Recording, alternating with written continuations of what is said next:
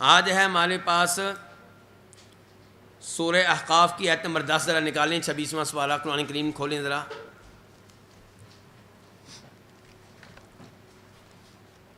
26واں سپارہ قرآن کریم، جن کے پاس نہیں ہے ایک قرآن کریم کی کاپی موجود ہے، یہاں سے لے سکتے ہیں آپ.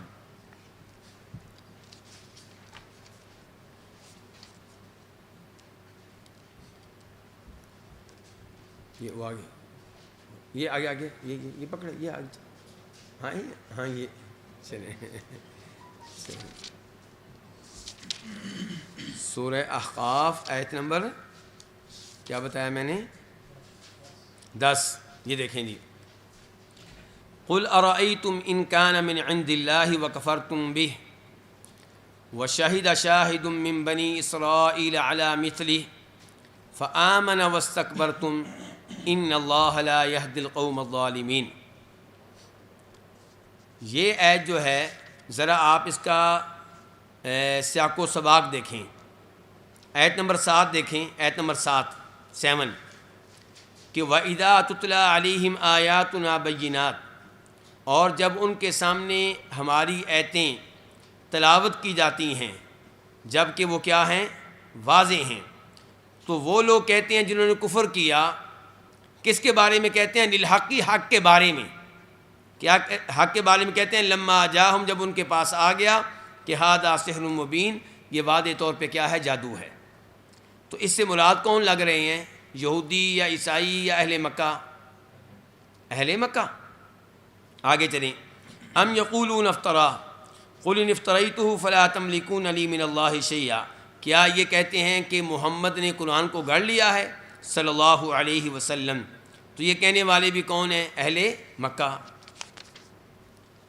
قل ما کنت بدعا من الرسل وما ادری ما یفعل بی ولا بکم، میں کوئی ایسا رسول نہیں ہوں کہ جو پہلی بار دنیا میں آیا ہے، پہلے بھی کئی رسول آئے ہیں. تو یہ بھی گفتگو کن سے ہو رہی ہے؟ اہل مکہ سے ہو رہی ہے. اب دیکھیے آگے. قل ارأیتم، آپ کہہ دیں، ارأیتم ای اخبرونی، مجھے بتاؤ، ان کان من عند اللہ، اگر یہ ہے اللہ کی طرف سے، یہ کیا؟ قرآن. وکفرتم بہ، اور تم نے اس کے ساتھ کفر کیا ہے، تم نے اس پہ ایمان لانے سے انکار کر دیا ہے. وشہد شاہد من بنی اسرائیل علی مثلہ، جب کہ بنی اسرائیل میں سے ایک شہادت دینے والا شہادت دے چکا ہے، علی مثلہ، اس کی مثل پہ. کس کی مثل پہ؟ قرآن کریم کی مثل پہ. فآمنا، تو وہ ایمان لے آیا. واستکبرتم، اور تم نے تکبر سے کام لیا. اچھا، ایک تو اس میں آپ نے دیکھنا ہے کہ ان کا جواب کدھر ہے؟ ان کان من عند اللہ. جواب کیا ہوگا؟ مقدر ہوگا. وہ کیا ہوگا؟ فمن اظلم منکم، تو تم سے بڑھ کر ظالم کون ہوگا؟ یعنی کہ قرآن ہو اللہ کی طرف سے اور تم اس کے ساتھ کفر کرو، جب کہ بنی اسرائیل میں سے بھی کچھ شہادت دینے والا شہادت دے چکا ہے اس کی مثل پہ، تو پھر تم سے بڑا ظالم کون ہوگا؟ یہ ہے جواب مقدر. لیکن یہاں پہ اصل سوال یہ نہیں ہے. اصل سوال یہ ہے کہ شاہد سے مراد کون ہے؟ شاہد سے مراد ایک قول ہے کہ موسیٰ علیہ السلام. پہلا قول شاہد سے مراد کون ہے؟ ایک اور قول ہے کہ اس سے مراد ہیں عیسیٰ علیہ السلام. اور ایک تیسرا قول یہ ہے کہ اس سے مراد ہیں عبداللہ بن سلام. اور ایک چوتھا قول یہ ہے کہ اس سے مراد ہے جنس. بنی اسرائیل میں سے کوئی بھی شہادت دینے والا شہادت دے چکا، کئی ایک نے دی ہے. مثال کے طور پہ نجاشی نے دی ہے. تو کتنے قول ہو گئے؟ 4. اچھا، ان میں سے جو مضبوط قول ہیں وہ 2 ہیں، ایک موسیٰ علیہ السلام اور ایک عبداللہ بن سلام. جب آپ یہ کہتے ہیں کہ اس سے مراد موسیٰ علیہ السلام ہیں، تو پھر آیت سیاق و سباق میں رہتی ہے. پھر آیت کس میں رہتی ہے؟ سیاق و سباق میں. اور اگر آپ کہتے ہیں اس سے مراد عبداللہ بن سلام ہے، تو پھر آیت سیاق و سباق سے باہر نکلتی ہے. کیسے؟ موسیٰ علیہ السلام کو مراد لیں. آپ دیکھیں ذرا دھیان سے اسی آیت کو دوبارہ کہ مجھے یہ بتاؤ کہ اگر یہ قرآن اللہ کی طرف سے ہے اور تم نے اس کے ساتھ کیا کیا ہے؟ کفر. جب کہ بنی اسرائیل میں سے ایک شہادت دینے والا شہادت دے چکا ہے. کون؟ موسیٰ علیہ السلام. علی مثلہ، قرآن کی مثل پہ. کس پہ؟ تورات پہ. تورات پہ. فآمنا، تو وہ ایمان لے آیا. کون؟ موسیٰ علیہ السلام. واستکبرتم، اور تم نے ایمان لانے سے انکار کیا. تم کون؟ اہل مکہ. یعنی کہ ان سے کہا جا رہا ہے دیکھو بنی اسرائیل پہ قرآن جیسی کتاب نازل ہوئی تورات، تو ان کے نبی نے مانا اور نبی کے پیچھے ان کی امت نے بھی مانا. تمہارے اوپر نازل ہوا قرآن اور تم نے ایمان لانے سے انکار کر دیا، تو تم سے بڑا ظالم کون ہوگا؟ تو یہ تفسیر جب آپ کرتے ہیں تو آیت رہتی ہے کس میں؟ سیاق و سباق میں. اچھا، اب دوسرا قول ہے جی عبداللہ بن سلام. تو اس میں کیا تفسیر ہوگی؟ دیکھیے کہ مجھے یہ بتائیے کہ اگر یہ قرآن اللہ کی طرف سے ہے اور تم نے اس کے ساتھ کیا کیا ہے؟ کفر کیا ہے. جب کہ بنی اسرائیل میں سے ایک شہادت دینے والا شہادت دے چکا ہے علی مثلہ، اس کی مثل پہ. اس سے مراد کیا ہے کہ عبداللہ بن سلام شہادت دے چکے ہیں اس کی مثل پہ. یعنی کہ تورات میں یہ عبارتیں موجود ہیں کہ نبی علیہ الصلوۃ والسلام سچے نبی ہیں. جو کچھ قرآن بتا رہا ہے یہی چیز تورات میں بھی موجود ہے. وہ کیا کہ نبی علیہ الصلوۃ والسلام، ان کے بارے میں خوشخبریاں، ان کے بارے میں بشارتیں موجود ہیں. فآمنا، تو وہ ایمان لے آیا. کون؟ واستکبرتم، اور تم نے ایمان لانے سے انکار کر دیا. کون؟ اے یہودیو.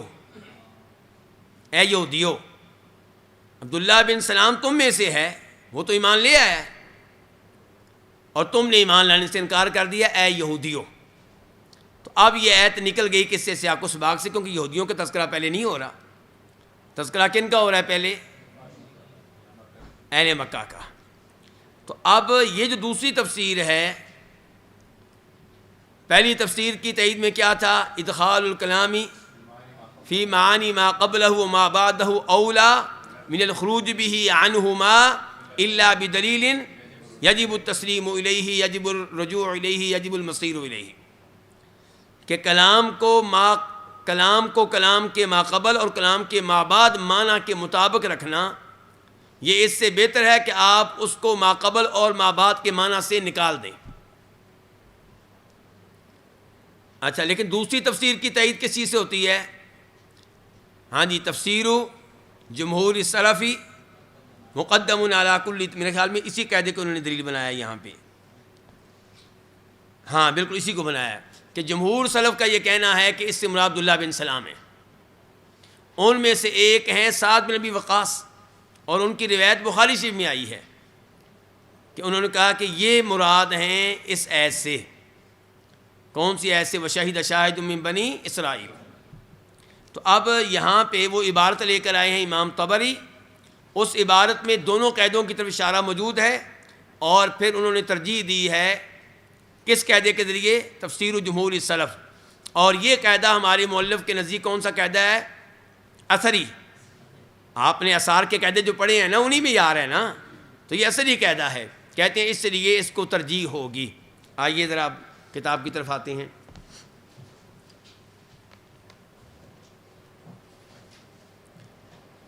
یہاں آپ لکھنا چاہیں لکھنے المثال الثالث، یہ صفحہ نمبر 24. ومن تنازع القواعد الاثریۃ مع قواعد السیاق.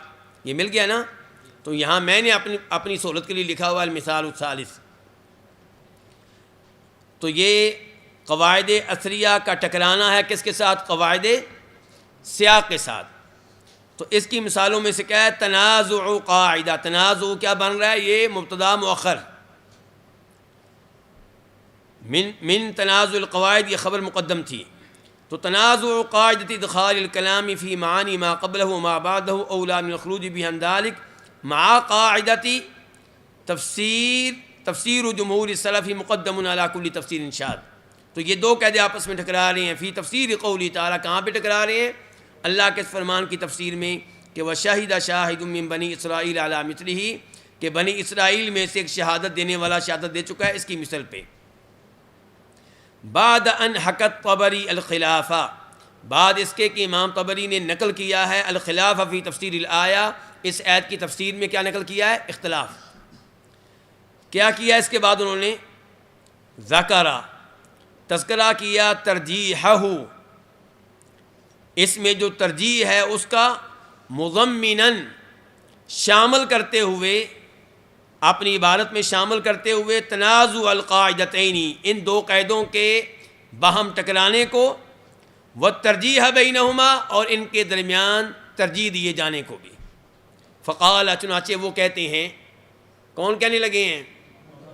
امام طبری کہتے ہیں والصواب من القول فی ذلک عندنا، کہ ہمارے ہاں اس بارے میں جو درست قول ہے وہ کیا ہے کہ ان الذی قالہ مسروق، کہ جو کچھ کہا ہے مسروق نے فی تعویل ذالک، اس کی تفسیر میں. تعویل سے مراد یہاں پہ کیا ہے؟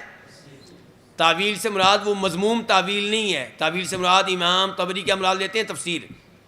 کہ جو مسروق نے کہا ہے اس کی تفسیر میں اشبہ بظاہر التنزیل، وہ التنزیل سے مراد قرآن، التنزیل سے مراد کیا ہے؟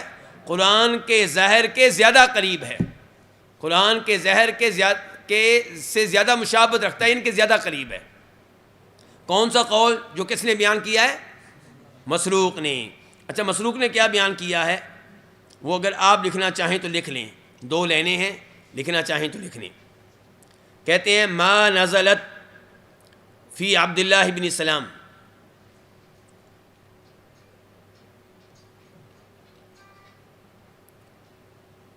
کہ یہ آیت عبداللہ بن سلام کے بارے میں نازل نہیں ہوئی. آگے تین لکیریں کھینچ لیں، تین نقطے ڈال لیں ان کے. وَلَكِنَّهَا خُصُومَةٌ خَاصَمَ مُحَمَّدٌ بِهَا قَوْمًا، وَلَكِنَّهَا خُصُومَةٌ خَاصَمَ مُحَمَّدٌ بِهَا قَوْمًا، لیکن یہ جدال ہے، یہ بحث و مباحثہ ہے جو محمد نے کیا ہے اپنی قوم سے صلی اللہ علیہ وسلم. کس سے کیا ہے؟ اپنی قوم سے. فنزلت، چنانچہ ایت نازل ہوئی قل ارأیتم ان کان، اشارہ کر دیں آگے ایت فنزلت قل ارأیتم ان کان، بس اتنا اشارہ کر دیں. قال، یہ قال کون ہے؟ قال فالتوراۃ مثل القرآن، تورات کیا ہے؟ قرآن کا مثل. وموسیٰ مثل محمد فآمنوا بالتوراۃ، چنانچہ وہ ایمان لائے کس پہ؟ تورات پہ. کون ایمان لائے؟ یہودی.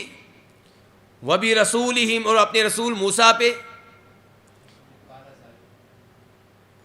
قال سے آگے فالتوراۃ مثل القرآن، تورات جو ہے یہ قرآن کی مثل ہے. وموسیٰ مثل محمد،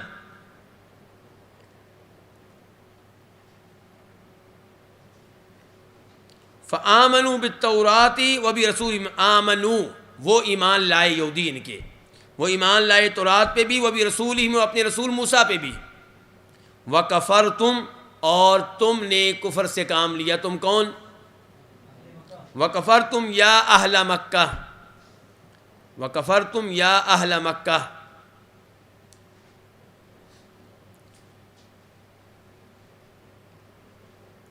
ہاں جی، مسروق کا کلام واضح ہے، مسروق کا کلام، اور اس کے بعد کیا ہے؟ امام طبری کا تبصرہ بھی. تو یہ سارا واضح ہے. اچھا، اب واپس آئیں تو امام طبری کہتے ہیں کہ ہمارے ہاں جو درست قول ہے یہ وہ ہے جو مسروق نے کہا اس آیت کی تفسیر میں. ہمارے ہاں درست بات یہ ہے کہ جو مسروق نے کہا اس آیت کی تفسیر میں اشبہ بظاہر تنزیل، اشبہ یہ خبر بن رہی ہے الصواب کی، دھیان سے. الصواب کی خبر کیا ہے؟ اشبہ، تاکہ آپ کو سمجھ آئے عبارت کیسے ہے اور کیسے بنے گی عبارت. تو یہ جو ہے زیادہ قریب ہے ظاہر تنزیل کے. لِأَنَّ قَوْلَهُ، کیونکہ اللہ تعالیٰ کا یہ کہنا قُلْ أَرَأَيْتُمْ إِنْ كَانَ مِنْ عِنْدِ اللَّهِ وَكَفَرْتُمْ بِهِ وَشَهِدَ شَاهِدٌ مِّن بَنِي إِسْرَائِيلَ عَلَىٰ مِثْلِهِ فَآمَنَ وَاسْتَكْبَرْتُمْ إِنَّ اللَّهَ لَا يَهْدِي الْقَوْمَ الظَّالِمِينَ، یہ جو اللہ کا فرمان ہے فی سیاق توبیخ اللہ تعالی ذکرہ مشرکی قریش، تعالی ذکرہ اس کو تو بریکٹ میں کر دینا آپ، تعالی ذکرہ کو۔ اب امام طبری کہتے ہیں لِأَنَّ قَوْلَهُ، کیونکہ اللہ کا یہ فرمان فی سیاق توبیخ اللہ، اللہ تعالیٰ کے مشرکین قریش کو ڈانٹنے کے سیاق میں ہے۔ اللہ کا یہ فرمان اللہ تعالیٰ کے مشرکین قریش کو ڈانٹنے کے سیاق میں ہے، وَاحْتِجَاجًا عَلَيْهِمْ لِنَبِيِّهِ، اور ان پہ اپنے نبی کے حق میں حجت قائم کرتے ہوئے ہے۔ وَهَذِهِ الْآيَةُ، اور یہ آیت جو ہے نظیرۃ سائر الآیات قبلها، ان تمام آیات کی طرح ہے جو اس سے پہلے گزری ہیں، یعنی کہ اپنے سیاق میں ہے۔ وَلَمْ يَجْرِ لِأَهْلِ الْكِتَابِ وَلَا الْيَهُودِ قَبْلَ ذَلِكَ ذِكْرٌ، اور اس سے پہلے اہل کتاب کا اور یہودیوں کا کوئی تذکرہ نہیں ہوا، اس سے پہلے اہل کتاب اور یہودیوں کا کوئی تذکرہ نہیں ہوا۔ فَتُوَجَّهَ هَذِهِ الْآيَةُ إِلَىٰ أَنَّهَا فِيهِمْ نَزَلَتْ، کہتے ہیں اس سے پہلے یہودیوں کا تذکرہ نہیں ہوا کہ اس آیت کو پھیرا جائے اس کی طرف کہ یہ ان کے بارے میں ہے، کن کے بارے میں؟ یہودیوں کے بارے میں، کہ یہ ان کے بارے میں نازل ہوئی ہے۔ ولا دلہ، دلہ کا فاعل کی طرح بلا،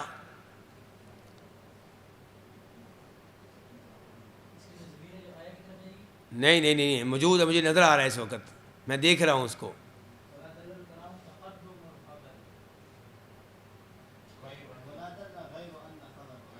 امام طبری پرانے سلف کی طرح کی باتیں لاتے ہیں، بڑا دور ان کا فاعل ہوتا ہے کئی دفعہ۔ معنن، احسنت ماشاء اللہ، معنن ولا دل معنن، اور نہ ہی کسی چیز نے دلالت کی ہے علی انصراف الکلامی، کلام کے پھر جانے پہ، عن قصص الذین تقدم الخبر عنہم، ان کی حالت سے، ان کے بیان سے جن کے بارے میں پہلے بات ہوئی ہے۔ تو پہلے بات کن کے بارے میں ہو رہی تھی؟ اہل مکہ کے بارے میں۔ تو کہتے ہیں کوئی معنن، کوئی ایسی چیز نہیں ہے جو دلالت کرے کہ اب کلام ان کی بجائے کسی اور کی طرف جا رہی ہے۔ سمجھا رہی ہے؟ واضح ہے نا؟ غیرہ، لو جی یہاں تک وہ تائید کر رہے تھے کس قول کی؟ ہاں، امام مسروق کے قول کی، جو قول کیا ہے کہ یہ آیت کن کے بارے میں ہے؟ اہل مکہ کے بارے میں ہے، اس کے مخاطب اہل مکہ ہے، اور شہد سے مراد کون ہے؟ موسیٰ علیہ السلام۔ اب کہتے ہیں غیرہ، لیکن ان الاخبار قد وردت عن جماعت من اصحاب رسول اللہ صلی اللہ علیہ وسلم، لیکن خبریں جو آئی ہیں، آثار جو آئے ہیں رسول اللہ صلی اللہ علیہ وسلم کے صحابہ کرام کی ایک جماعت سے، وہ کیا آئے ہیں؟ بِأَنَّ ذَلِكَ، کہ بے شک یہ کیا؟ بِأَنَّ ذَلِكَ الکلام، کہ بے شک یہ کلام جو ہے عنی بہ عبداللہ بن سلام، اس سے مراد کون ہے؟ عبداللہ بن سلام۔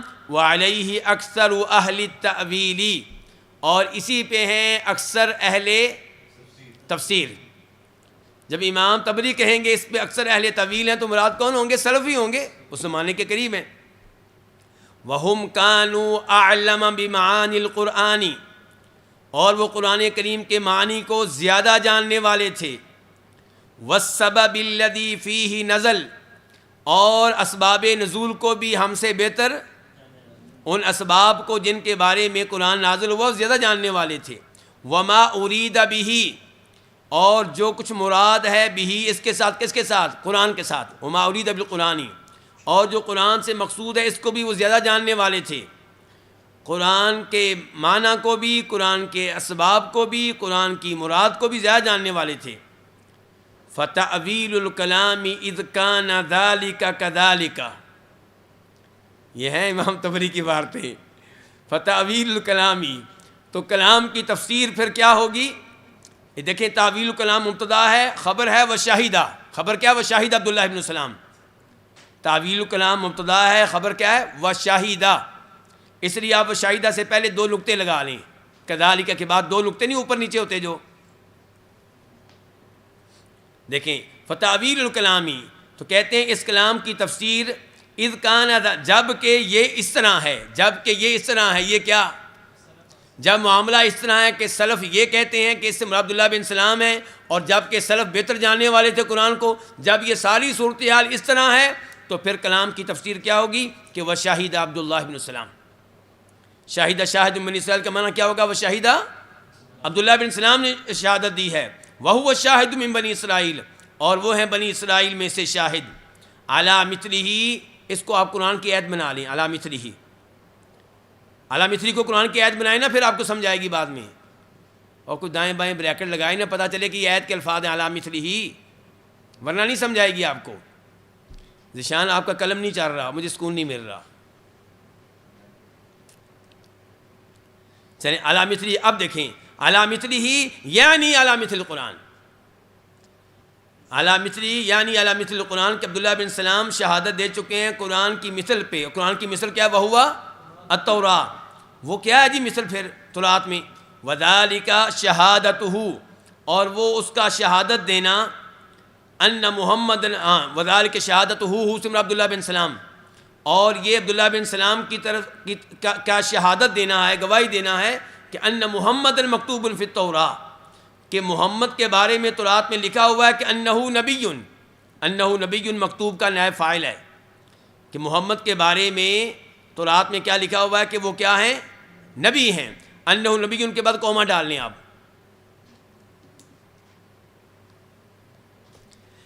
تجدہ الیہود مکتوبا عندہم فی التوراۃ، یہودی ان کو پاتے ہیں، ان کو کن کو؟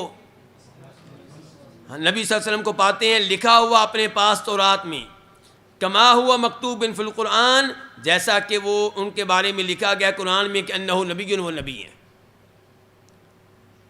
تو دیکھیے اب انہوں نے بالآخر امام طبری نے پہلے قول کو مضبوط قرار دینے کے باوجود یو ٹرن لیا.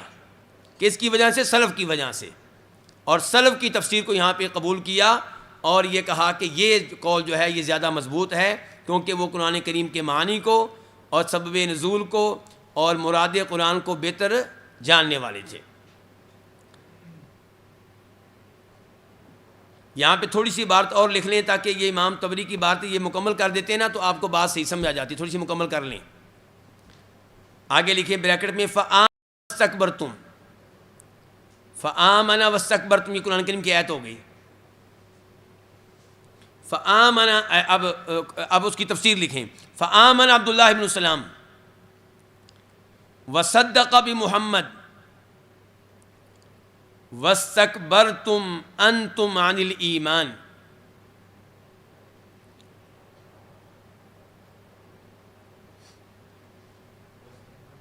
وَاسْتَكْبَرْتُمْ أَنْتُمْ عَنِ الْإِيمَانِ.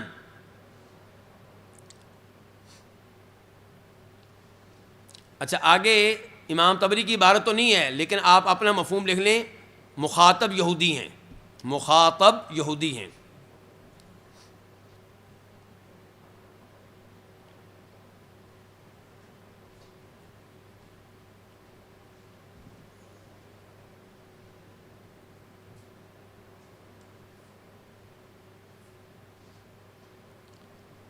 اچھا یہ جو عبارت کے شروع میں نے آپ کو بتایا تھا والصواب من القول فی ذلک عندنا ان الذی قالوا مسروق فی تعبیر ذلک اشبہ بظاہر تنزیل، اس میں دیکھیے گا کہ اشبہ جو ہے یہ انا کی خبر ہے. اشبہ کس کی خبر ہے؟ انا کی. اور الذی انا کا اسم ہے، اور ثواب کی خبر ہوگی انا سے لے کر، انا سے لے کے وہ آخر تک. تو یہ مثال بہرحال سمجھ گئے آپ. اس میں دونوں قاعدے آ گئے. شروع میں جب وہ گفتگو کر رہے ہیں سیاق و سباق کی تو وہ کون سا قاعدہ بنا؟ الکلام فی معانی ما قول ما بعد اولا من الخروج به عن ذلک. اور جب غیرہ سے شروع ہوئے تو پھر کون سا قاعدہ شروع ہو گیا؟ تفسیر جمہور السلف مقدم علی کل تفسیر شاذ. اگرچہ لفظ شاذ یہاں پہ بھاری ہے باقی صحیح ہے. تفسیر جمہور السلف مقدم علی کل تفسیر. چلیں تو یہ تھی مثال نمبر 3. اور یہاں پہ بھی اصلی قاعدے کو دوسرے قاعدے پہ ترجیح دی گئی ہے. اب ہم پڑھیں گے المثال الرابع. اس جی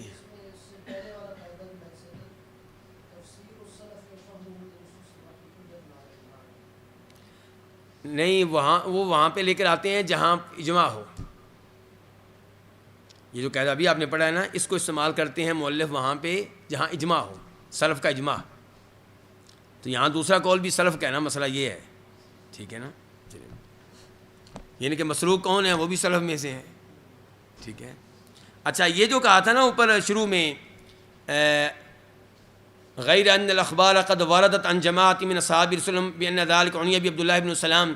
اس کے اوپر اگر آپ حوالہ لکھنا چاہیں تو لکھ لیں بخاری شریف کا، حدیث نمبر 3812 3812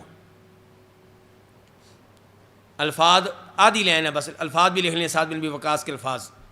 کہتے ہیں وفیہ نزلت هذه الآیہ، وفیہ نزلت هذه الآیہ وشہد شاہد من بنی اسرائیل علی مثلہ.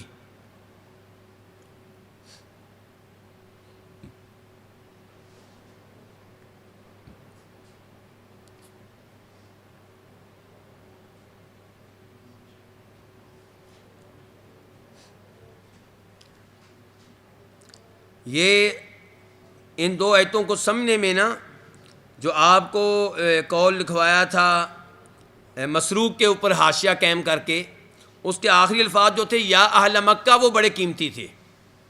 ان کے بغیر نہیں پتہ چلے گا کہ کہنا کیا چاہتے ہیں. اور ابھی جو میں نے آپ کو بعد میں آخر میں لکھوایا ہے فآمن واستکبرتم، اور میں نے لکھوایا کہ چھوٹا سا لکھ لیں کہ مخاطب کون ہے؟ یہودی. یہ الفاظ قیمتی ہیں، ان دو کے بغیر آپ سمجھ نہیں سکیں گے کیا ہو رہا ہے. چلیے آگے دیکھیں. اب المثال الرابع لکھیں، چوتھی مثال. کہتے ہیں ومن تنازع القواعد للمثال الواحد. قواعد کا ایک مثال میں آپس میں کیا کرنا؟ ٹکرانا، باہم اختلاف کرنا. اس میں سے کیا ہے؟ تنازع، یہ مبتدا مؤخر ہو گیا. تنازع قاعدتی تفسیر جمہور السلفی مقدم علی کل تفسیر شاذ، وہو ما یعرف عند ابن جریر الطبری. اور یہ وہ چیز ہے جو معروف ہے امام ابن جریر طبری کے ہاں باجماع الحجہ. اجماع الحجہ کا لفظ کس کے اوپر استعمال کرتے ہیں؟ وہ جمہور سلف کے اوپر، اجماع نہیں ہوتا وہ. اور یہ اجماع کے معاملے میں بڑی اہم بات ہے کہ کئی لوگ بہت جلدی اجماع کا دعویٰ کر دیتے ہیں. اجماع اتنی جلدی ثابت نہیں ہوتا. ہمارے استاد ہوا کرتے تھے مدینہ یونیورسٹی میں، ان کا پی ایچ ڈی کا جو رسالہ تھا وہ امام ابن قدامہ کے اجماعات کے اوپر تھا. امام ابن قدامہ کی کتاب کا نام کیا ہے؟ المغنی. اب ظاہر بہت بڑی کتاب ہے، کئی جگہ انہوں نے اجماع کا دعویٰ کیا، اور وہ حنبلی ہیں، اور یہ استاد بھی کیا حنبلی ہیں. میں نے خود ان سے پوچھا پھر شیخ کیا خلاصہ ہے پھر امام ابن قدامہ جو دعویٰ کرتے ہیں اجماع کا، کیا اس کا پھر آپ کس نتیجے پہ پہنچے؟ کہتے ہیں عام طور پہ وہ اجماع نہیں ہوتا، عام طور پہ وہ اجماع نہیں ہوتا. تو یہ خیال رکھنا چاہیے، کیونکہ کئی لوگ بہت جلدی اجماع کے دعویٰ سے متاثر ہو جاتے ہیں. اجماع ثابت کرنا اتنا آسان نہیں ہے. چلیں جی آگے دیکھیں.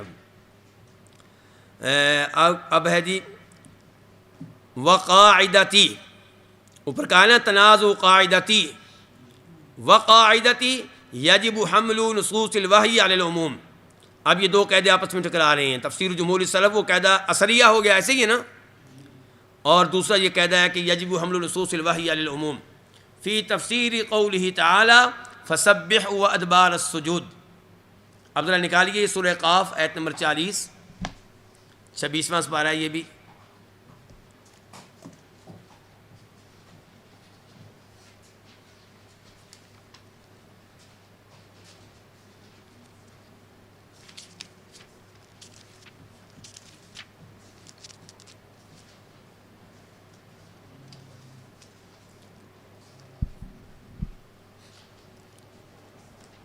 دیکھیے گا جی، فاصبر علی ما یقولون، مل گئی ایت.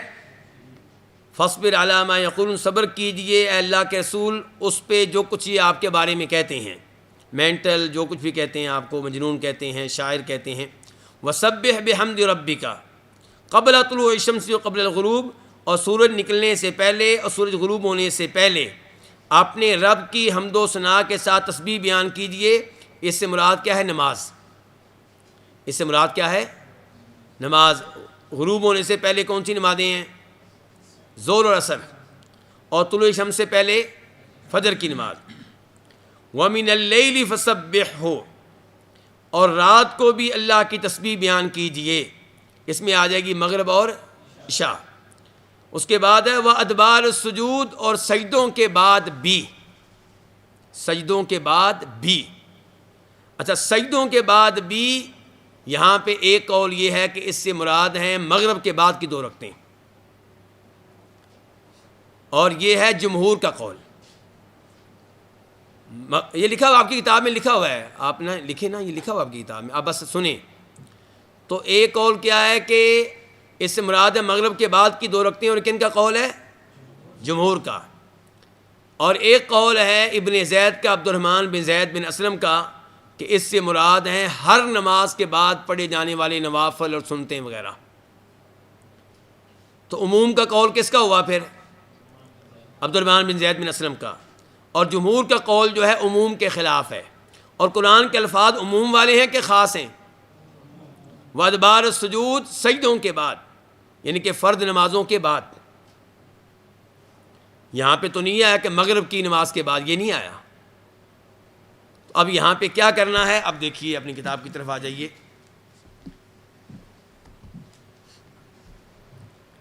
کہتے ہیں کہ ذہب جماہیر المفسرین، جمہور مفسرین اس جانب گئے ہیں کہ الی ان المراد بہا، کہ اس سے مراد ہیں رکعتان بعد المغرب، مغرب کے بعد کی 2 رکعتیں. اوپر لکھنا چاہیں تو لکھ لیں. وہوا قول ابن عباس. ترمذی نمبر ہے 3275، 3275. ضعفہ الالبانی.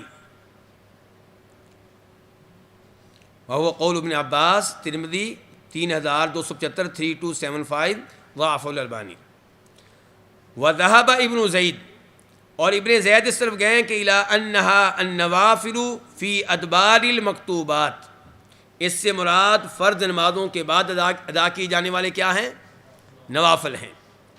قال الطبری، امام طبری کہتے ہیں بعد ان حکى القولین السابقین، ان 2 گزشتہ اقوال کو نقل کرنے کے بعد، مضمناً شامل کرتے ہوئے کلامہ، اپنی کلام میں، تنازع القاعدتین، ان دونوں قاعدوں کے آپس میں ٹکرانے کو، و ترجیح بینہما، اور ان کے درمیان راجح قرار دیے جانے کو. اچھا، کیا کہتے ہیں؟ وَأَوْلَ الْأَقْوَالِ، یہاں سے امام طبری کا کلام شروع ہو رہا ہے. کہتے ہیں وَأَوْلَ الْأَقْوَالِ فِي ذَلِكَ بِالصِّحَةِ، بالصحت کس کے متعلق ہے؟ اولا کے. کہتے ہیں کہ اس معاملے میں جو اقوال آئے ہیں ان میں سے سب سے زیادہ صحت کے لائق، صحیح ہونے کے لائق، صحیح ہونے کے قابل کون سا قول ہے؟ قولو، یہ اولا کی خبر ہوگی. قول من قال، اس آدمی کا قول جس نے یہ کہا کہ ہمر رکعتان بعد المغرب، کہ اس سے مراد مغرب کے بعد والی 2 رکعتیں ہیں. کیوں جی؟ یہ کیوں زیادہ صحیح ہے؟ لِإِجْمَاعِ الْحُجَّةِ مِنْ أَهْلِ التَّأْوِيلِ عَلَى ذَلِكَ، کیونکہ اہل تفسیر میں سے الحجہ، جن کا قول حجت ہے، ان کا اجماع ہے علی ذالک، اس قول پہ. ولولا ما ذکرت من اجماعها علیہ، اور اگر ان کا اس پہ اجماع نہ ہوتا، کن کا؟ حجہ کا. اگر وہ نہ ہوتا جس کا میں نے تذکرہ کیا ہے، یعنی کہ حجت کا اس پہ اجماع، لرأیت، تو پھر میری رائے یہ تھی کہ ان القول فی ذلک ما قالہ ابن زید، کہ اس میں قول برحق وہ ہے جو کس نے کہا ہے؟ ابن زید نے کہا ہے. کیوں جی ان کا قول اتنا مضبوط کیوں تھا؟ لأن اللہ جل ثناؤہ، کیونکہ اللہ تعالیٰ نے لم یخصص بذلک صلاۃ دون صلاۃ، اللہ نے نہیں خاص کیا اس کے ساتھ ایک نماز کو دوسری نماز کو چھوڑ کر. اللہ نے ایک نماز کا نام نہیں لیا دوسری نماز کو چھوڑ کر. بل عم ادبار الصلوات کلیہا، بلکہ اللہ نے تمام نمازوں کے بعد کے اوقات کو شامل کیا ہے. اما کا معنی کر لیں شامل کیا ہے، ادبار بعد کے اوقات. فقال، چنانچہ اللہ نے کیا کہا ہے، وادبار السجود، اس کو ایت بنا لیں، وادبار السجود اس کو ایت بنا لیں. چنانچہ اللہ نے کیا کہا، وادبار السجود. ولم تقم، لو جی ولم تقم کا اب آپ نے فاعل تلاش کرنا ہے.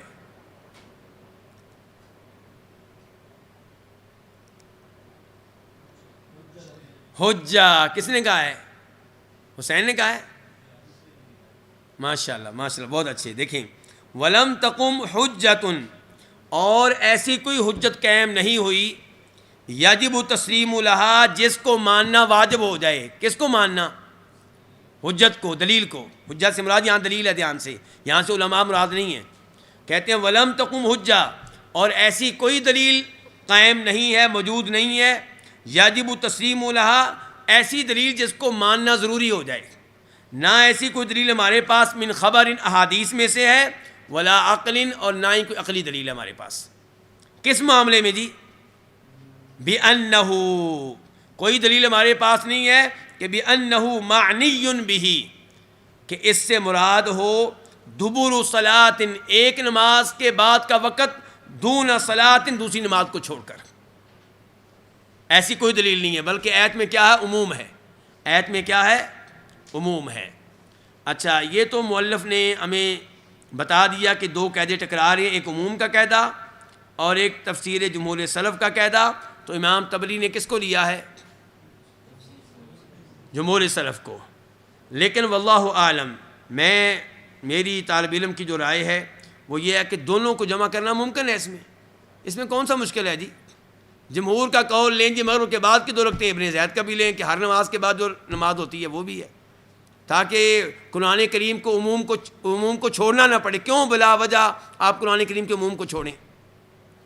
جب اللہ نے کیا کہا وادبار السجود، یہ نہیں کہا کہ ادبار سجدۃ المغرب، تو ہم اس چار نمازوں کو کیوں چھوڑیں؟ تو اس لیے یعنی کہ جو قول ہے کن کا؟ جمہور کا، وہ ابن زید کے قول کے مخالف نہیں ہے، دونوں کو جمع کیا جا سکتا ہے. یہ کہیں گے کہ وہ قول جو جس کا تذکرہ جمہور نے کیا ہے وہ سب سے پہلے اس میں داخل ہوگا، اس کی اہمیت سب سے زیادہ ہوگی. ان کے اس سے پتہ چلا کہ مغرب کے بعد کی دو رکعتوں کی اہمیت بہت زیادہ ہے، یہ پتہ چلا. لیکن یہ کہ آپ ان میں سے ایک کو راجح قرار دیں، دوسرے کو چھوڑ دیں، یہ قرآن کریم کے عموم کو چھوڑنا پڑے گا. اور قرآن کریم کے ادوار سجود کے لفظ کا یعنی کہ جو ہے 80% معنی جو ہے وہ چھوڑنا پڑے گا، 20% لینا پڑے گا. ادوار سجود میں کتنی نمازیں آ رہی ہیں؟ 5 نمازیں، تو ہر ایک کو 20% دیں آپ. تو جب آپ صرف لے لیں گے مغرب کے بعد کا، تو گویا کہ اس لفظ کے 80% معنی کو تو آپ نے چھوڑ دیا. تو اس لیے سب کو لیا جائے، اور یہاں پہ ایسا اختلاف نہیں ہے کہ جس کو اختلاف تضاد کہا جائے. آگے چلیں گے. فقواعد سنت النبویہ و اجماع السلف و جماہیرہم مقدمۃ، تا ڈالنے، علی قواعد السیاق و قواعد اللغت وغیرہا. کہتے ہیں خلاصہ کلام یہ ہے، اب خلاصہ بیان کرنے لگے اتنی مثالیں دینے کے بعد. کہتے ہیں کہ سنت نبوی سے تعلق رکھنے والے قواعد، اجماع سلف اور جمہور سلف سے تعلق رکھنے والے قواعد جو ہیں مقدمتن، ان کو فوقیت دی جائے گی قواعد سیاق پہ، قواعد لغت وغیرہ پہ. یہ واضح ہو گیا علماء کرام. آگے چلیں. کہتے ہیں وقواعد العمومی، اور جو عموم کے قواعد ہیں مقدمتن، ان کو فوقیت ہوگی علی قواعد السیاق وغیرہ، سیاق وغیرہ کے قواعد پہ. فقواعد العموم اقوی من قواعد السیاق، عموم کے قواعد جو ہیں وہ سیاق کے قواعد سے زیادہ مضبوط ہیں. فتخصیص العامی، چنانچہ عام کی تخصیص اگر ہوگی تو ہوگی قرآن کے ساتھ یا سنت کے ساتھ یا اجماع امت کے ساتھ. تو اگر یہ ان کے آخری الفاظ کو پکڑ لیں، مؤلف کے آخری الفاظ کو، کیا کہتے ہیں عام کی تخصیص کس سے ہوگی؟ یا قرآن سے یا حدیث سے یا اجماع امت سے. تو ہم پوچھتے ہیں ادبار سجود کی تخصیص آپ نے کس چیز کے ذریعے کی ہے؟ نہ وہاں پہ قرآن ہے نہ وہاں پہ حدیث ہے, وہاں پہ آپ نے تخصیص اجماع امت سے نہیں کی, جمہور سلف سے کی ہے, اجماع سے نہیں کی. کس سے کی ہے؟ جمہور سے کی ہے. جبکہ آپ خود بیان کر رہے ہیں کہ تخصیص جو عام کی ہوگی یا قرآن سے ہوگی یا سنت سے ہوگی یا اجماع امت سے ہوگی. اس کے بعد کہتے ہیں وَمِن تنازع قواعد الضمائر مع بعضها. لو جی ضمیر کے قواعد بھی آپس میں ٹکراتے ہیں کئی دفعہ, تو وہاں پہ کیا کرنا ہے اس کا ضابطہ بیان کرنے لگے ہیں. بڑا اہم ضابطہ ہے یہ بھی.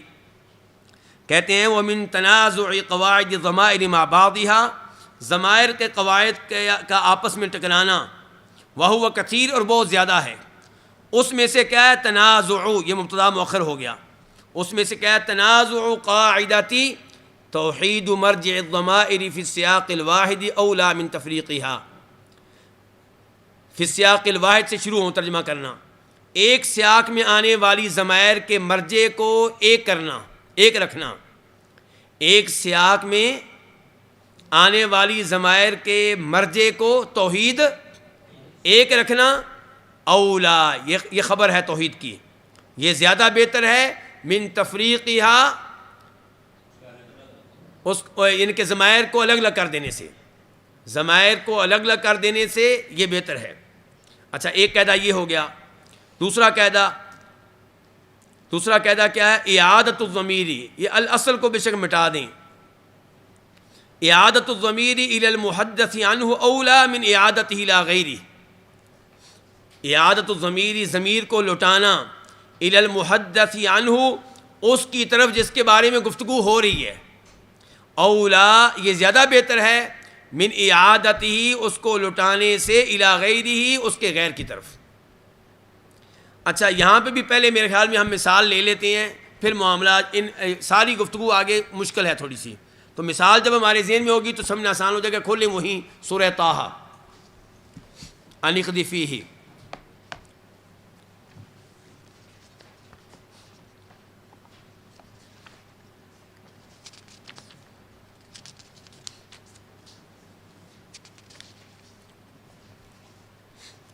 یہ آیت نمبر کون سی ہے؟ 39 سورہ طٰہٰ. دیکھیے, ان اقضِ فیہ, اقضِ فی یہ کیا ہے؟ واحد مؤنث, ایسے ہی ہے نا. اقضِ فی, اے موسیٰ تو ڈال دے ہی, اس کو, کس کو؟ موسیٰ علیہ السلام کو. اس ضمیر سے مراد بالاتفاق کون ہو گیا؟ موسیٰ. کہاں ڈال دے؟ فی التابوتی, تابوت میں. فقد فیہ, پھر اقضِ فیہ ڈال دینا ہی, اس کو, کس کو؟ اب اقرب کی طرف دیکھیں تو کیا ہے نا؟ تابوت اقرب. تو پھر اس تابوت کو ڈال دے فی الیمی, کہاں؟ دریا میں, دریائے نیل میں. لیکن گفتگو کس کے بارے میں ہو رہی ہے؟ پوری موسیٰ علیہ السلام کے بارے میں کہ تابوت کے بارے میں؟ تو المحدث عنہ کون ہے؟ موسیٰ علیہ السلام. لیکن اقرب کیا ہے؟ تابوت. چلیں, یہ اختلاف ہے اس زمین میں. آگے چلیے. فَلْيُلْقِهِ الْيَمُّ, پس چاہیے کہ اس کو دریا ڈال دے, بِالسَّاحِلِ, ساحل پہ. اس کو, کس کو؟ یہ آپ طے کریں گے فقد فیہ کے مطابق. اگر فقد فیہ میں آپ بناتے ہیں موسیٰ علیہ السلام تو یہاں پہ بھی موسیٰ علیہ السلام ہے, اور اگر فقد فیہ میں آپ مراد لیتے ہیں تابوت, صندوق, تو یہاں پہ بھی مراد کیا ہے؟ صندوق. اچھا جی, آگے چلیے. یا خود ہو, اس کو پکڑ لے گا میرا دشمن. یہاں پہ کون مراد ہے؟ موسیٰ. یہاں تابوت نہیں ہو سکتا کیونکہ تابوت کے دشمن نہیں ہے فرعون. یا خود ہو, اس کو پکڑ لے گا, کس کو؟ میرا بھی دشمن, اس کا بھی دشمن. اب دیکھیں, پہلی ضمیر موسیٰ, آخری ضمیر موسیٰ. اب قاعدہ کون سا قاعدہ؟ توحید مرجع الضمائر فی السیاق الواحد اولا من تفریقها. اس کا تقاضا یہ ہے کہ درمیان والی دو ضمیروں سے مراد بھی آپ موسیٰ علیہ السلام لیں. لیکن ایک قاعدہ ہم نے یہ بھی پڑھا ہوا ہے کہ ضمیر کس کی طرف لوٹتی ہے؟ اقرب کی طرف. تو وہ قاعدہ چاہے گا کہ فقد فیہ سے مراد آپ کس کو لیں؟ ہاں, تابوت کو لیں. تو اب یہ اختلاف ہے. آیت کو بے شک کھولے رکھیں, اب کتاب کی طرف آ جائیں.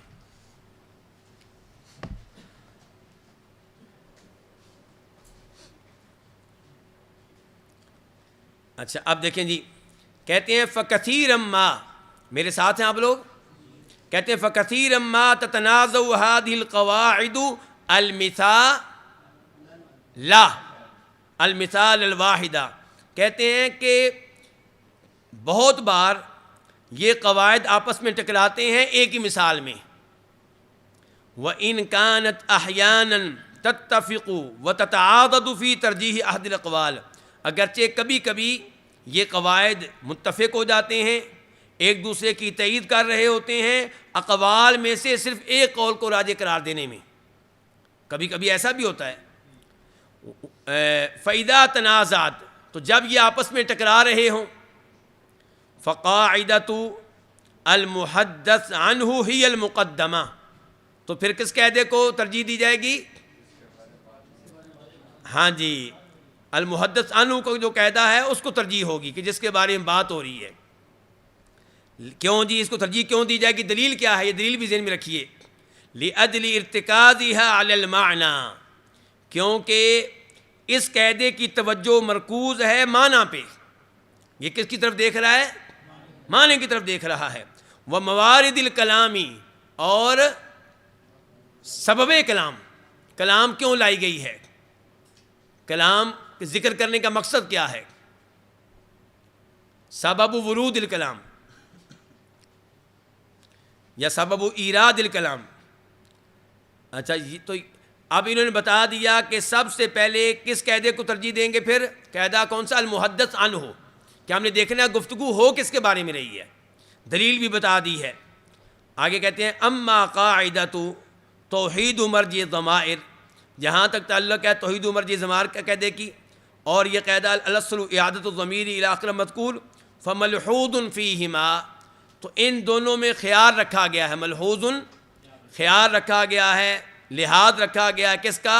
جانب النظمی والاسلوبی، ان دونوں میں خیال رکھا گیا ہے جانب النظم کا، ترتیب کا اور اسلوب کا. جبکہ اس قاعدے میں خیال رکھا گیا کس کا؟ معنی کا. وتقدیم المعنی اولا، اور معنی کو مقدم کرنا زیادہ بہتر ہے. ثم یأتی بعد قاعدۃ المحدث عنہ، پھر المحدث عنہ قاعدے کے بعد آئے گا کیا؟ قاعدۃ. یہ قاعدۃ کیا بن رہا ہے ترکیب میں؟ یاتی کا فاعل، یاتی کا فاعل. پھر آئے گا قاعدہ توحید مرجع ضمائر کا. کیوں جی؟ اب اس کو ترجیح کیوں ہے؟ نمبر 2 لأنها اکمل، کیونکہ یہ زیادہ کامل ہے من قاعدۃ اعادۃ الضمیر الی اقرب مذکور فی جانب تناسق النظم القرآنی و بیان وجوہ الاعجاز فیہ. توحید مرجع ضمائر کے قاعدے کو اعادۃ الضمیر کے قاعدے پہ فوقیت حاصل ہے. کس اعتبار سے؟ تناسق کا معنی توافق، تناسق کا معنی کیا؟ توافق، تناسب، نظم قرآنی کے آپس میں موافق ہونے کے اعتبار سے، نظم قرآنی کے آپس میں موافق ہونے کے اعتبار سے، آپس میں مناسب ہونے کے اعتبار سے، اور وجوہ اعجاز قرآن کریم کے معجزہ ہونے کے اسباب کی وضاحت کے اعتبار سے. قال ابو حیان، چنانچہ امام ابو حیان کہتے ہیں. شیخ صاحب یہ صفحہ آپ نے کیا تھا نا، شیئر کیا تھا پچھلی دفعہ؟ ہاں جی، اب وہ نکال لیں ذرا. آپ کے موبائل میں ایک پیج بھیجا تھا عدنان بھائی نے پچھلی بار. ابو حیان، امام ابو حیان کی عبارت تھی، بڑی زبردست عبارت ہے. آپ دوبارہ بھیج دیں شیخ صاحب، تاکہ جن کے پاس نہیں آئی تھی وہ نکال لیں. مل گئی ہے؟ اس میں دیکھیں والظاہر کون سی لائن بنتی ہے عدنان بھائی؟ اچھا مینشن کیا ہوا آپ نے، چلیں دیکھیں جی. مل گیا جی. والظاہر، ابو حیان کہہ رہے ہیں دیکھیں، والظاہر کہتے ہیں ظاہر یہ ہے کہ ان الضمیر فی فقد فیہ. کیوں جی؟ جھگڑا اسی ضمیر میں تھا نا، ضمیر نمبر 2 میں فقد فی.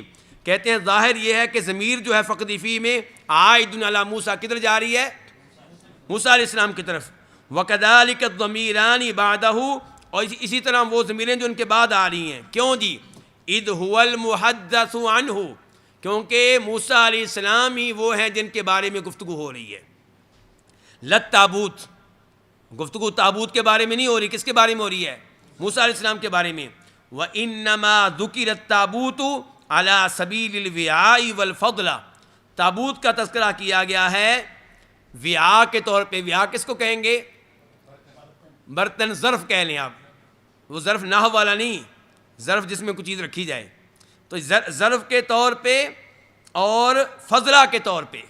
فضلہ یہ نحو کی اصطلاح ہو جائے گی، ان کے تابوت کا تذکرہ جو آیا ہے، یعنی کہ یہ ایک چیز ہوتی ہے عمدہ، اور ایک کیا ہوتا ہے فضلہ۔ فضلہ وہ جس کا تذکرہ نہ بھی کریں تو کلام درست ہے، فضلہ اس چیز کو کہتے ہیں جس کا کلام میں تذکرہ نہ بھی ہو تو کلام درست ہے، اور عمدہ کے بغیر کام نہیں چلے گا۔ تو کہتے ہیں تابوت کا جو تذکرہ آیا ہے یہ وعاء کے طور پہ آیا ہے، فضلہ کے طور پہ آیا ہے۔ یہ کون کہہ رہے ہیں؟ ابو حیان بہت بڑے امام ہیں، تفسیر کے بھی اور نحو کے بھی۔ اور جب ان کی ملاقات ہوئی تھی کس سے؟ ابن تیمیہ رحمہ اللہ سے، بڑے متاثر ہوئے تھے، ان کی شان میں قصیدہ بھی کہا تھا، لیکن پھر ابن تیمیہ سے ایک ایسی غلطی ہوئی کہ جو انہوں نے معاف نہیں کی۔ پہلے بتا چکا ہوں، بلکہ گفتگو ہو چکی ہے، چھوڑیں، چلیں آگے۔ وقال ابن عطیہ، اور ابن عطیہ کہتے ہیں، یہ بھی کون کہہ رہے ہیں؟ ابو حیان کہہ رہے ہیں۔ ویسے ابن عطیہ کی اپنی تفسیر موجود ہے، کیا نام ہے اس کا؟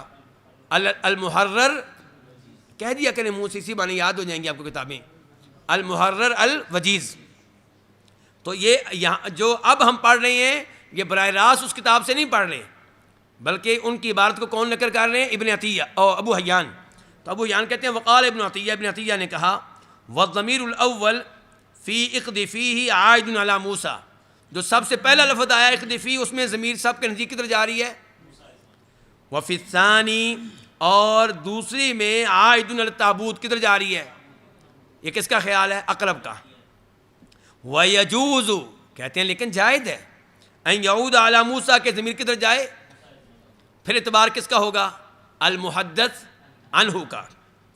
کہتے ہیں وقال الزمخشری، اور زمخشری کہتے ہیں ان کی عبارت کو بھی ابو حیان نقل کر رہے ہیں، اور ابو حیان بڑی کثرت سے امام زمخشری کی باتیں نقل کرتے ہیں، لیکن تنقید بھی ٹھیک ٹھاک کرتے ہیں۔ کہتے ہیں وقال الزمخشری، زمخشری نے کہا والضمائر كلها راجعة الى موسیٰ، ساری ضمیریں موسیٰ علیہ السلام کی طرف جا رہی ہیں۔ زمخشری کس کا خیال کر رہے ہیں؟ المحدث، اور ابو حیان نے بھی اوپر کہہ چکے ہیں کس کا اعتبار ہوگا؟ المحدث عنہ کا، اور ابن عطیہ بھی کہہ چکے ہیں کہ جائز ہے۔ اچھا آپ دیکھیں، کہتے ہیں ورجوع بعضها الیہ، کچھ ضمیروں کا لوٹنا الیہ کس کی طرف؟ موسیٰ علیہ السلام کی طرف۔ وبعضها الی التابوت، اور کچھ کا تابوت کی طرف۔ فیہ حجنۃ، اس میں یہ بڑا عیب ہے، یہ بڑی عیب والی بات ہے۔ حجنہ یہ عیب ہے، نقص ہے۔ کیوں جی؟ کیوں عیب ہے جی؟ لما یؤدی الیہ من تنافر النظم، عیب ہے اس تنافر نظم کی وجہ سے جس تک یہ چیز ہمیں پہنچا دے گی۔ اگر آپ کہتے ہیں جی پہلی ضمیر موسیٰ، دوسری ضمیر تابوت، تیسری بھی تابوت، چوتھی پھر موسیٰ، تو یہ عیب ہے۔ اور یہ عیب کیوں ہے؟ کیونکہ کلام میں کیا ہو گیا؟ تنافر ہو گیا۔ تنافر عدم مناسبت، عدم موافقت، یعنی کہ اس کے الٹ جو پہلے لفظ آپ نے کیا پڑھا تھا؟ تناسق۔ تناسق کے الٹ کیا ہوگا؟ تنافر۔ کہتے ہیں اب آخر میں فَإِن قُلْتَ، اگر تو یہ کہے، یہ کون کہہ رہا ہے؟ زمخشری کہتے ہیں فَإِن قُلْتَ، اگر آپ یہ کہیں کہ المخذوف فی البحر هو التابوت، کہ زمخشری صاحب انصاف سے کام لیں، جن کو سمندر میں ڈالا گیا تھا وہ موسیٰ نہیں تھے، وہ تو تابوت تھا، تو آپ کیوں کہتے ہیں کہ ضمیر لوٹ رہی ہے موسیٰ کی طرف؟ زمخشری کہہ رہے ہیں اگر آپ میرے اوپر اعتراض کریں اور یہ کہیں کہ سمندر میں جس کو ڈالا گیا تھا وہ کیا تھا؟ وہ تابوت تھے۔ وَكَذَلِكَ الْمُلْقَى إِلَى السَّاحِلِ، جس کو ساحل پہ پھینکا گیا، فَلْيُلْقِهِ الْيَمُّ بِالسَّاحِلِ، وہ بھی کیا تھا؟ تابوت تھا۔ تو قُلْتُ، میں آگے سے جواب دوں گا کہ مَا ضَرَّكَ، اور تجھے کیا نقصان ہوگا؟ لو قلت، اگر تو یہ مان لے کہ المقذوف والملقى هو موسیٰ، جس کو سمندر میں ڈالا گیا، جس کو ساحل پہ ڈالا گیا، وہ موسیٰ تھے، لیکن تھے تابوت کے اندر، لیکن تھے کس کے اندر؟ تابوت کے اندر۔ حتی لا تتفرق الضمائر، تاکہ یہ ضمیریں کیا نہ ہوں؟ تقسیم نہ ہوں، ان میں انتشار پیدا نہ ہو۔ فَيَتَنَافَرَ عَلَيْكَ النَّظْمُ، اور تاکہ یہ قرآنی جو نظم ہے یہ کیا نہ ہو؟ غیر مناسب نہ ہو جائے۔ الذی ہوا اعجاز القرآن، جو کہ اعجاز قرآن کی اصل ہے۔ زمخشری کہہ رہے ہیں قرآن کریم معجزہ ہے کئی لحاظ سے، لیکن ان تمام چیزوں میں سے جن کے لحاظ سے قرآن معجزہ ہے، اصل کیا ہے؟ نظم قرآنی۔ کیا کہہ رہے ہیں؟ نظم قرآنی۔ اور نظم قرآنی کو ہم معجزہ مانتے ہیں، لیکن اس حد تک نہیں کہ پھر جناب احادیث کو بھی آپ چھوڑ دیں اور کہیں جناب لمسجد اسس علی التقویٰ، بے وقوفی ہے، اس سے مراد مسجد نبوی لینا۔ آپ نظم قرآن تو دیکھیں، جب آپ مسجد نبوی مراد لیں گے قرآن کے نظم کی ایسی کی تیسی ہو جائے گی۔ یہ کہتے ہیں نا، یہ غامدی پارٹی وغیرہ سب ان کا یہی ہوتا ہے۔ آگے چلیں۔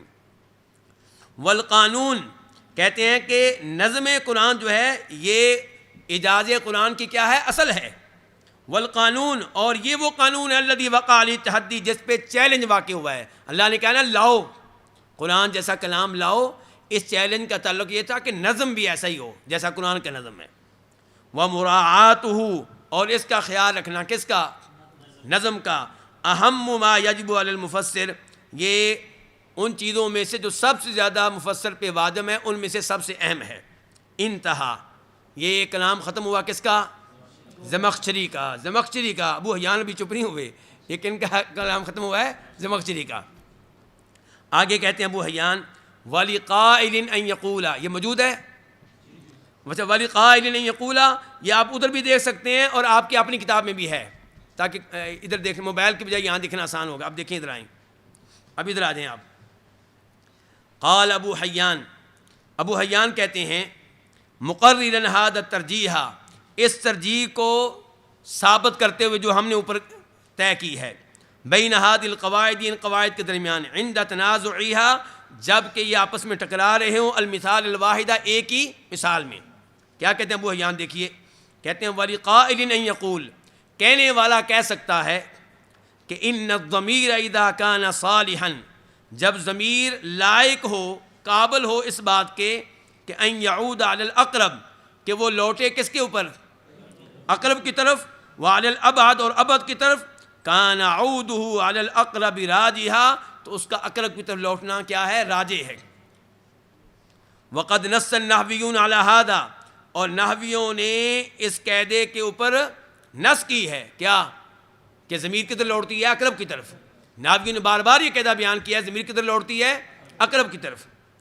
والجواب، اور جواب یہ ہے کہ انہ اذا کان احدہما هو المحدث عنہ، جب ان دو میں سے ایک، کن دو میں سے؟ اقرب اور ابعد، اقرب اور ابعد، ان میں سے ایک ہو محدث عنہ ہو، والآخر فضلا، اور دوسرا کیا ہو؟ فضلا، کان عودہ علی المحدث عنہ ارجح، تو اس کا محدث عنہ کی طرف لوٹنا کیا ہے؟ زیادہ راجح ہے۔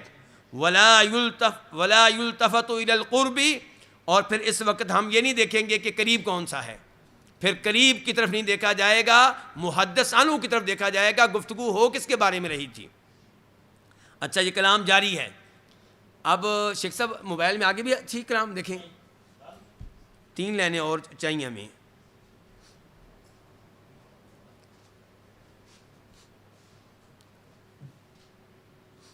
ایسی گفتگو پڑھنے والی ہوتی ہے جس گفتگو میں 2-3 امام آپس میں ٹکرا رہے ہو نا، وہ اس میں بڑے فائدے ہوتے ہیں۔ جہاں وہ حیان زمخشری پہ تنقید کر رہے ہوں، وہاں پہ بڑے فائدے ملتے ہیں۔ آپ یہ تنقید کرنے لگے ہیں ابن حزم پہ، اب وہ حیان کس پہ تنقید کرنے لگے ہیں؟ ابن حزم پہ۔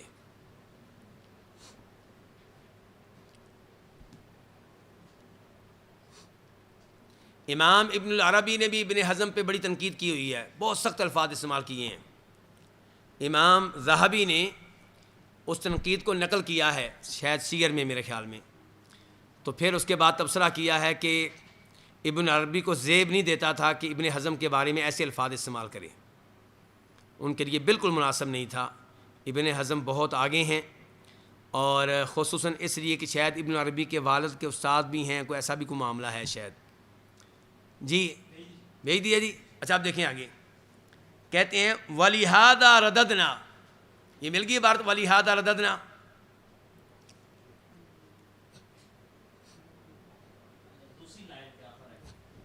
دوسری لائن کا کہہ رہے ہیں جی آخر ہے، مل گیا علماء کرام وَلِهَذَا رَدَدْنَا۔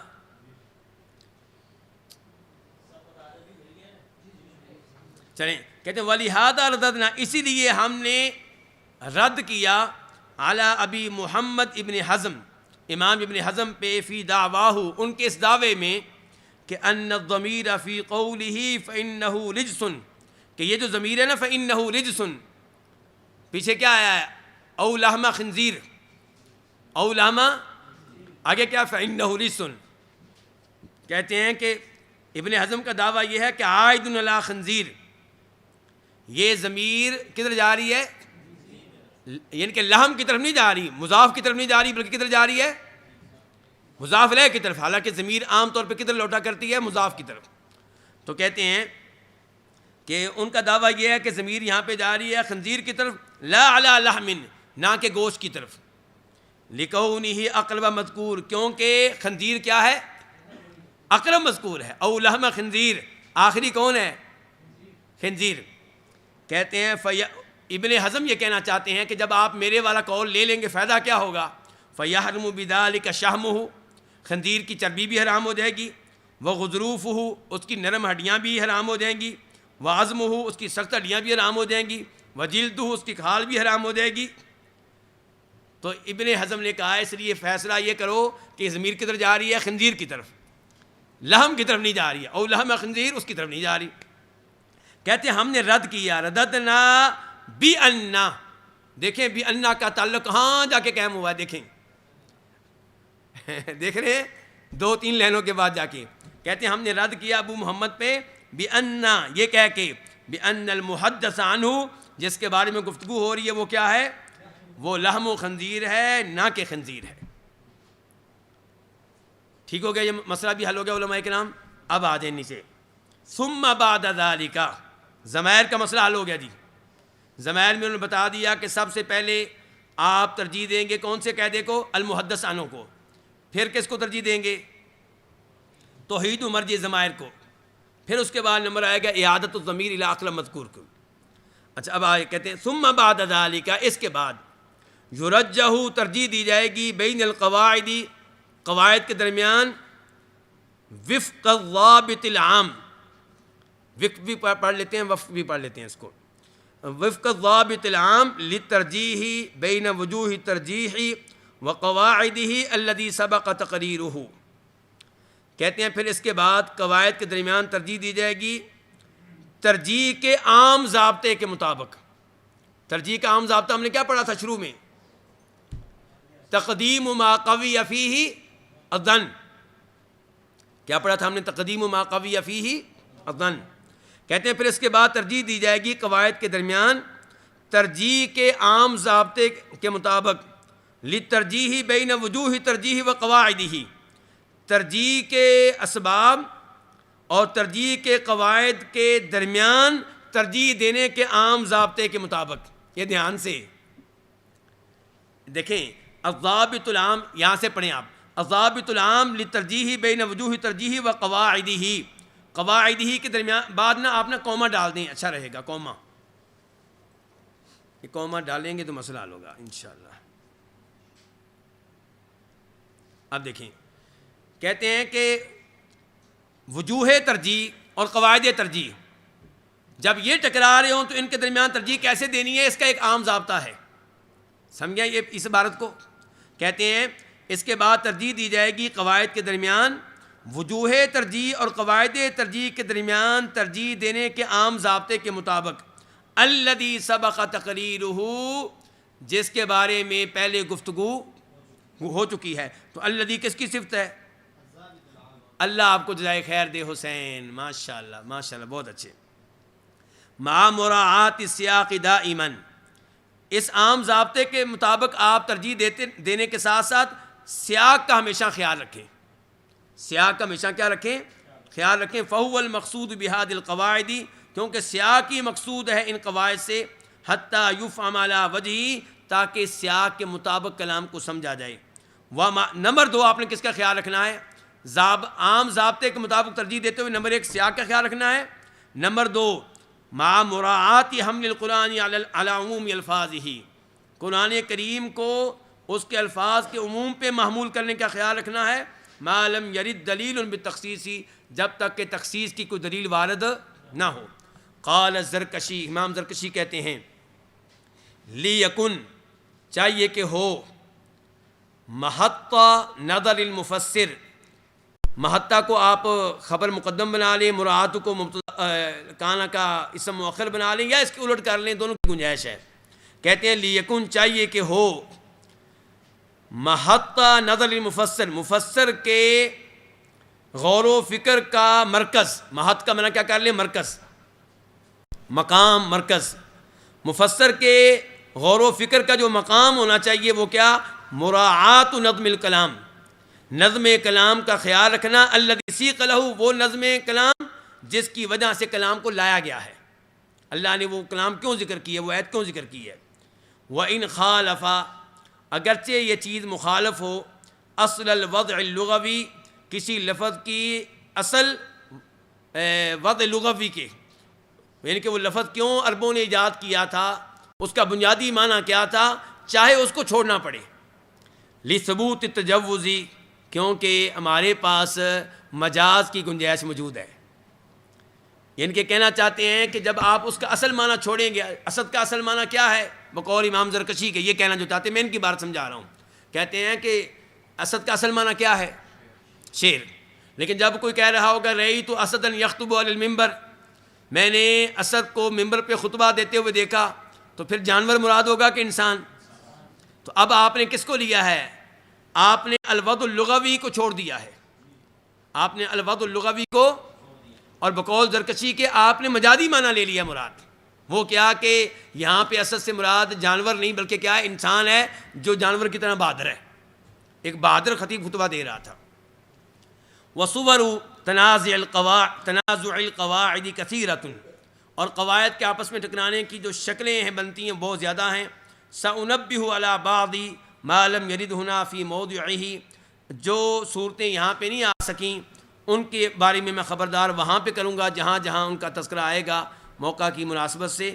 اللہ تعالی ہمیں یہ قواعد سمجھنے کی توفیق عنایت فرمائے، اور اللہ تعالی کرے کہ ہم اس درس سے بھاگیں نہیں، کیونکہ اس درس کا تعلق کس کے ساتھ ہے؟ بار بار میں کہتا ہوں، اللہ کے کلام کے ساتھ، قرآن کریم کی تفسیر کے ساتھ۔ اور جو مدرسے کی پہلی کلاس سے بھی بھاگا ہوتا ہے، وہ 8 سال کے بعد ہم دیکھتے ہیں کسی نہ کسی مسجد میں مفسر قرآن ہوتا ہے، کسی نہ کسی مسجد میں کیا ہوتا ہے؟ کیونکہ ہم سمجھتے ہیں کہ قرآن کریم کی تفسیر تو بالکل آسان ہے نا، خصوصاً ہم اہل حدیثوں کے نزدیک، ہم اہل حدیثوں کے نزدیک تو زیادہ ہی کام آسان ہے نا۔ تو اس لیے میں کہہ رہا ہوں کہ ہم میں سے ہر ایک نے کسی نہ کسی مسجد میں، مدرسے میں کیا بننا ہے؟ مفسر۔ اور تفسیر کس کی کرنی؟ اللہ کے کلام کی، سب سے عظیم ذات کے کلام کی۔ تو اللہ کے لیے پھر ان قواعد کو سمجھیں، ان قواعد کو یاد کریں۔ ضروری نہیں کہ ہر قاعدے میں ہم مؤلف کے ساتھ ہوں، لیکن قاعدے معلوم ہونے چاہیے۔ یہ ہمیشہ میں کہتا ہوں، یہ فقہا نے جو بیان کیا ہے، وضو کے اتنے ارکان ہیں، نماز کے اتنے ارکان ہیں، اتنی شرائط ہیں، ان کو یاد کرنا چاہیے۔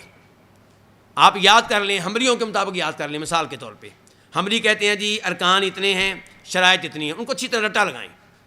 رٹا لگانے کے بعد پھر آپ اختلاف کر سکتے ہیں کہ ہمریوں نے اس چیز کو شرط قرار دیا لیکن اس کو میں شرط نہیں مانتا، کیوں جی؟ کیونکہ میرے پاس یہ دلیل ہے۔ کوئی بات نہیں، آپ کو حق حاصل ہے، لیکن جیسے آپ حدیث کے مطابق فقہ لیتے ہیں، ایسے ہی فقہا کے طریقے کے مطابق فقہ لیں گے تو آپ کے فتاویٰ میں آپس میں ٹکراؤ نہیں ہوگا، آپس میں کیا نہیں ہوگا؟ ٹکراؤ نہیں ہوگا۔ ورنہ آپ کا ایک فتویٰ آپ کے ہی دوسرے فتوے کے خلاف ہوگا، جیسے علی مرزا صاحب کی گفتگو آج کل سامنے آ رہی ہے، 5-10 سال پہلے کی اور 5-10 سال بعد کی گفتگو آپس میں ٹکرا رہی ہے۔ تو وہ جیسا کہ شیخ صاحب بھی بتا رہے تھے، کسی واٹس ایپ گروپ میں کوئی صاحب کام بھی کر رہے ہیں اس پہ، تو پھر یہ کچھ ہوتا ہے جب انسان کے پاس کوئی قواعد نہ ہوں، اصول نہ ہوں، ضابطے نہ ہوں۔ اللہ تعالی ہمیں اس طرح کی اخطاء سے محفوظ رکھے اور علم میں پختہ ہونے کی توفیق عنایت فرمائے۔ وصلی اللہ تعالی علی نبینا محمد وعلی آلہ وصحبہ اجمعین۔